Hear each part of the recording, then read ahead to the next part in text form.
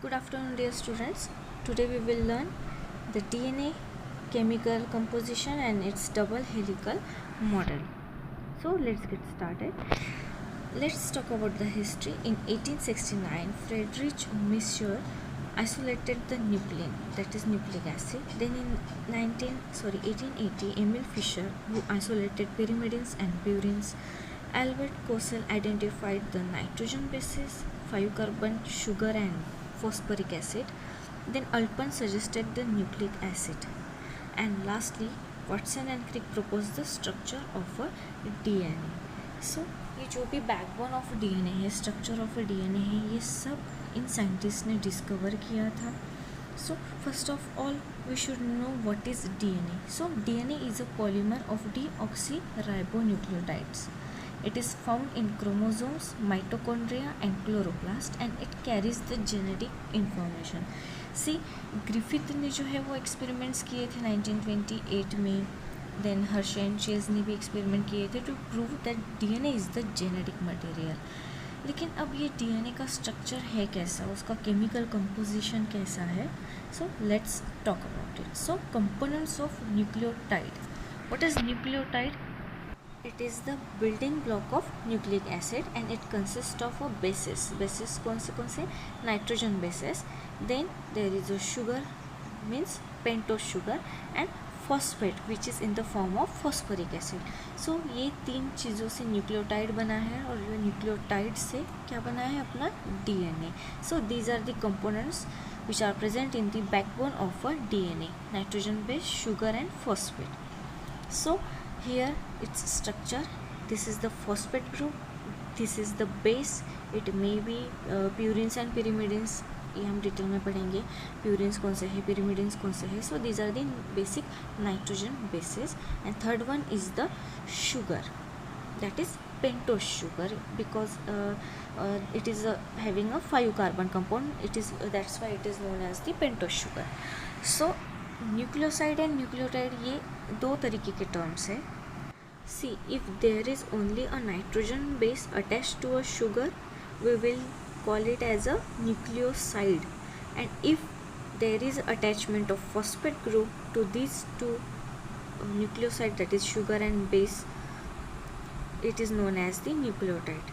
So अगर phosphate group attach है nucleoside को तो उसे हम nucleotide कहेंगे. लेकिन if there is only sugar, means pentose sugar, and a nitrogen base is there, we will call it as a nucleoside. So there is a difference. So DNA क्या है? It is the deoxyribonucleic acid. And what is RNA? It is the ribonucleic acid. अब DNA deoxy क्यों कहा गया है और RNA को ribose ही क्यों कहा गया है, ये हम डिटेल में पढ़ते हैं. See, these two are the structure of DNA and RNA. First one is of a DNA and second one is of a RNA. Here you can see on the position second there is only H. So ये जो pentose sugar है DNA की, it is known as the deoxyribose sugar, क्योंकि यहाँ पे oxygen नहीं है, it is without oxygen. So it is known as the deoxyribose nucleic acid. And here in this RNA on the second position there is O, that's why it is the ribose. So it is ribonucleic acids. So this is the difference in between DNA and RNA.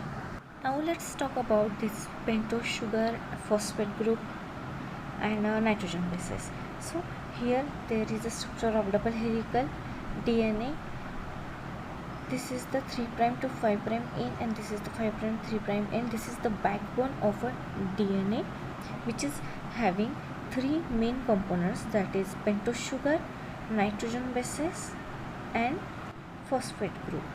So आप देख सकते हैं phosphate group जो है वो attach है sugar molecule को, that is pentose sugar, and this pentose sugar it attached to the nitrogen base. So यहाँ पे कुछ bonds है जो ये तीनों कंपोनेंट्स को लिंक करके रख रहे हैं.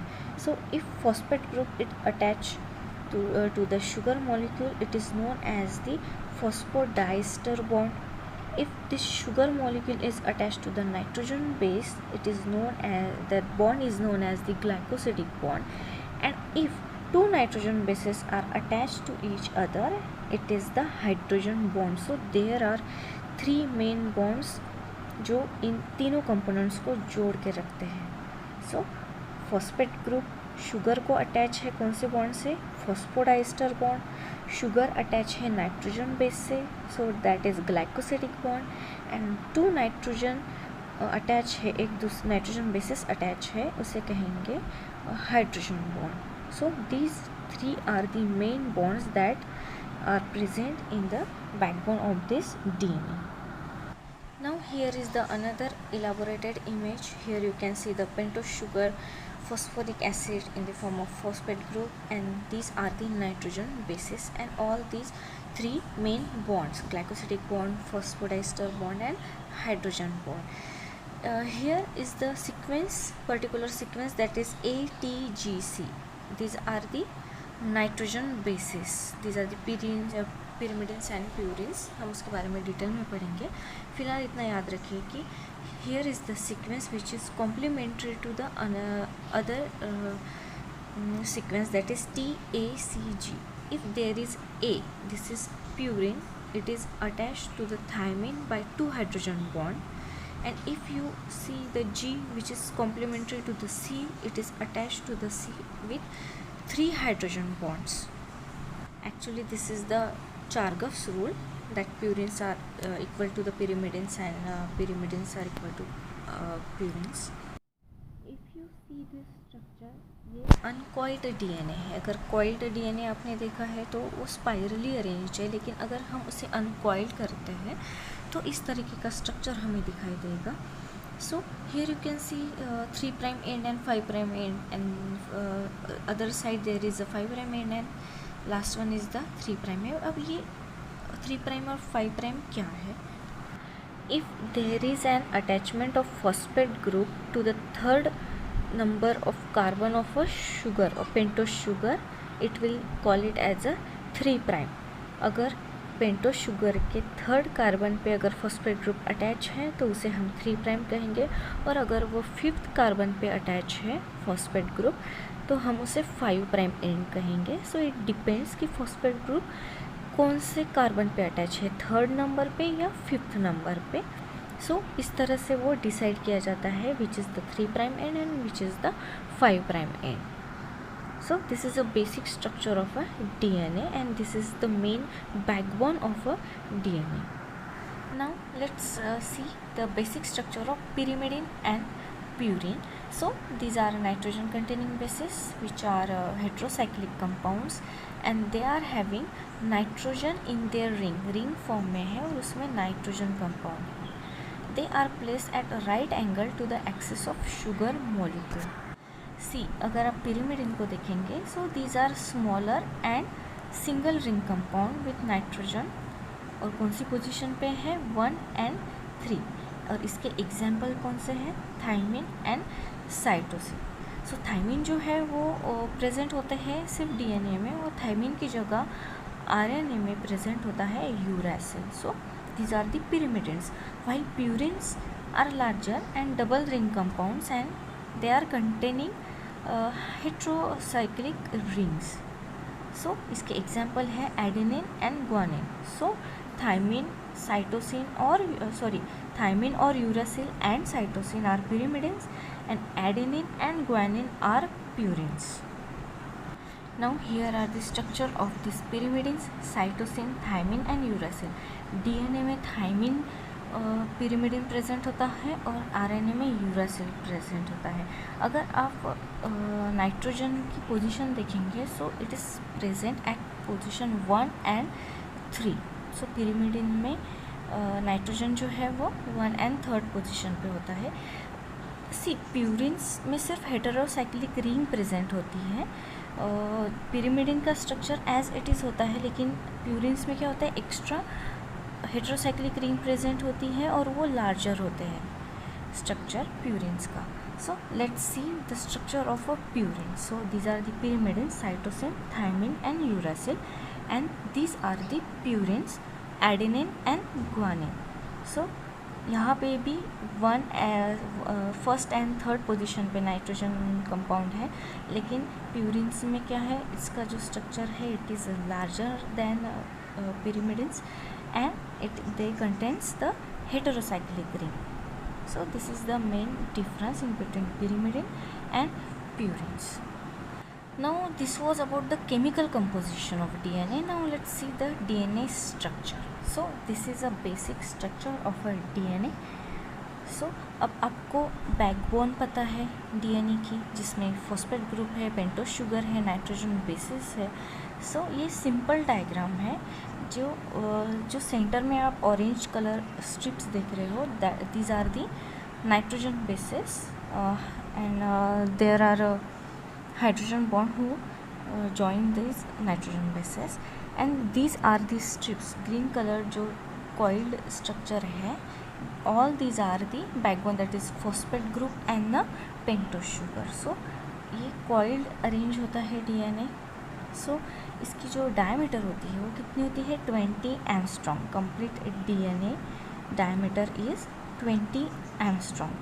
If there is one spiral, अगर आप देखेंगे एक टर्न हो गया पूरा कंप्लीट, सो उसका डिस्टेंस कितना होगा, 3.4 nm. सिंगल जो टर्न होता है डीएनए में कॉइल्ड स्ट्रक्चर, उसमें कितना डिस्टेंस होता है, 3.4 nm. Then there are presence of a minor groove and a major groove. Minor groove और मेजर ग्रूव हमेशा अल्टरनेट तरीके की होगी. अगर आप यहाँ पे देखोगे माइनर ग्रूव, उसके नीचे मेजर ग्रूव, फिर उसके नीचे माइनर ग्रूव रहेगी, लेकिन माइनर ग्रूव के अपोजिट कौन सी ग्रूव रहेगी, major groove, and then major groove के बाद फिर से माइनर ग्रूव. सो ऐसे अल्टरनेट फॉर्म में इसका स्ट्रक्चर होगा. देन कंप्लीट जो एक कंप्लीट टर्न होता है उसमें 10 बेस पेयर्स होती है. सो उसका डिस्टेंस कितना होगा, 0.34 nm, और इट इज़ ऑल्सो 3.4 एम्स्ट्रॉम. सो ये जो इतना डिस्टेंस है, इसे हम एक जो टर्न है इसे कितना डिस्टेंस कहेंगे, 3.4. So this is the dimension of a DNA. The distance between two strands कितना रहेगा, हमेशा 20 angstrom, and one complete turn of helix measures 34 angstrom, और we can say it is 3.4 nm. Then there are 10 pairs of nucleotides. Means एक टर्न में कितना, एक helix में कितने बेस पेयर्स होंगी, 10 पेयर्स होंगी. So the distance between two adjacent pairs of nucleotides is 3.4 angstrom. So these are the dimension of DNA, and this DNA is the complementary structure. Complementary strands present होते हैं. So they are held together by weak hydrogen bonds. जैसे कि हमने देखा कि nitrogen bases में hydrogen bonds होते हैं, तो ये हाइड्रोजन बॉन्ड्स कैसे होते हैं, वीक हाइड्रोजन बॉन्ड्स होते हैं, which are present in between the nitrogen bases. और इसकी बेस पेयरिंग बहुत ही स्पेसिफिक होती है. जैसे कि एडेनिन जो है, it will always pair with the thymine, and guanine will always pair with the cytosine. और इसमें ट्रिपल बॉन्ड होता है. जब एडेनिन थायमिन के साथ पेयर करता है तो 2 हाइड्रोजन बॉन्ड के साथ पेयर करेगा, और ग्वानिन जो है वो साइटोसिन के साथ अगर पेयर करेगा तो 3 हाइड्रोजन बॉन्ड्स में वो पेयर करेगा. Here you can see this stairs जो स्पाइरली अरेंज्ड है. So secondary structure of DNA कैसे दिखता है, इस तरह से दिखेगा. Let's see it's a secondary structure. The secondary structure of a DNA, there are 2 anti-parallel polynucleotide chains which are wound around the same axis. Then sugar phosphate chains wrap around the periphery. Centre में क्या रहेगा, core में क्या रहेंगे, basis रहेंगे, और उसके periphery में क्या रहेंगे, शुगर एंड फॉस्फेट चेन रहेंगे. सो बेसिस कौन से है, A, T, C and G, which occupy the core forming complementary, that is A equal to T and G equal to C. So these are the Watson-Crick base pairs. Now this DNA double helix is held together mainly by the hydrogen bond. जो main bond जो है वो कौन सा है, hydrogen bond. A chemical bond in which a hydrogen atom of one molecule is attracted to an electronegative atom, especially a nitrogen, oxygen or fluorine atom, usually of another molecule. सो ये hydrogen bond जो है ये main bond है जो DNA helix को stabilise करने का काम करता है, उसे जो अट्रैक्ट करता है इलेक्ट्रोनेगेटिव आइटम्स जैसे कि नाइट्रोजन है, ऑक्सीजन है. Now let's see the Chargaff's rule.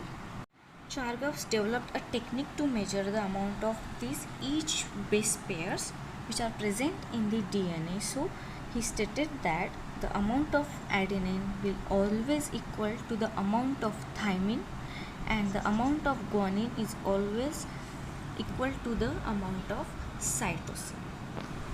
It means adenine क्या है, guanine क्या है, these are the purines. So purines, the amount of purines are always equal to the amount of pyrimidine. Now if you see this structure, अगर हम इसे थोड़ा zoom करके देखेंगे कि A and T जो है that is purines is paired with the thymine, means adenine paired with the thymine and guanine paired with the cytosine. So there is a triple bond in between guanine and cytosine and there are double bond in between adenine and thymine. अगर thymine नहीं है, अगर ये RNA है तो thymine की जगह पे क्या होगा, यूरेसिल होगा. So this is basic structure of a DNA which are having this purines and pyrimidine. यहाँ पे चार्गव रूल जो है वो अप्लाई होता है. Then base stacking. The bases in DNA are planar and have a tendency to stack, means ये neatly arranged होते हैं. And major stacking forces कौन से हैं, hydrophobic interaction and van der Waals forces. Now there are different structural forms of DNA. So कौन से DNA के forms है, A DNA, B DNA and Z DNA. So सबसे पहले देखते हैं कि इसकी प्रॉपर्टी कैसी है. सो A DNA की प्रॉपर्टी कैसी है, सबसे पहला है helix handedness, means right handed है या लेफ्ट हैंडेड है. So the DNA A DNA and B DNA are always right handed where Z DNA is always left handed. now base pair per turn कैसे होती है. अब आपको basic जो हमने डीएनए पढ़ा है वो कौन सा था, biologically accepted DNA, that is B form of a DNA. So A की जो बेस पेयरिंग थी वो कैसी है, पर टर्न कितने बेस पेयर्स होंगे, 11 बेस पेयर्स, और बी डीएनए में 10.4 base pairs will be there and Z में 12 बेस पेयरिंग रहेगी. Let's see the conformation of glycosidic bond. See जो अरेंजमेंट होती है स्ट्रैंड के ग्लाइकोसिडिक बॉन्ड की वो हमेशा कैसे रहेंगी, एंटी पैरेलल रहेगी. जैसे हमने डीएनए के स्ट्रक्चर में देखा था कि 3' to 5' एंड होता है वन साइड और दूसरे साइड में कैसे होता है 5' to 3' एंड होता है. सो ये जो दो स्ट्रैंड्स होते हैं ये कैसे होते हैं, एंटी पैरेलल अरेंज्ड होते हैं. So conformation of glycosidic bond. Glycosidic bond क्या करता है, शुगर और नाइट्रोजन बेस को जोड़ने का काम करता है. सो इसकी जो कन्फर्मेशन है वो कैसी होती है, एंटी पैरेलल होती है ए डीएनए में और बी डीएनए में भी. लेकिन जेड डीएनए में ये अल्टरनेट भी हो सकती है, मीन्स एंटी भी हो सकती है और सिम भी हो सकते हैं, सेम साइड भी हो सकते हैं. Then major group. So A DNA और बी डीएनए में जो है वो मेजर ग्रुप प्रेजेंट है और जेड डीएनए में जो है वो मेजर ग्रुप अब्सेंट है. So these are the different forms of a DNA. The last one is the in eukaryotic cell DNA is folded into chromatin. So ये जो है DNA का जो बेसिक है आपको पता चल गया है कि DNA is the genetic material, ये प्रूव हो गया. अब DNA का केमिकल कंपोजिशन आपको पता है, DNA का बेसिक स्ट्रक्चर भी पता है और DNA के फॉर्म्स भी पता है. सो बायोलॉजिकली जो मेन डीएनए है जो कि हाइड्रेटेड होता है वो कौन सा है, बी फॉर्म ऑफ डीएनए. अब आगे चल के बहुत ही इंटरेस्टिंग चीज़ें हम पढ़ने वाले हैं जैसे कि DNA packaging, nucleosome model, 30 nm fibre, DNA की कॉइलिंग कैसे होती है, कौन से प्रोटीन्स वहाँ पे एक्ट करते हैं, कौन से एंजाइम्स वहाँ पे रीमॉडलिंग का काम करते हैं. सो ये सब चीज़ें हम बाद में लेक्चर में डिटेल में पढ़ेंगे. सो अब आपको डीएनए का स्ट्रक्चर पता है, केमिकल कंपोजिशन पता है और उसकी हिस्ट्री भी पता है. सो नेक्स्ट लेक्चर में हम पढ़ेंगे eukaryotic DNA replication. So till then see you.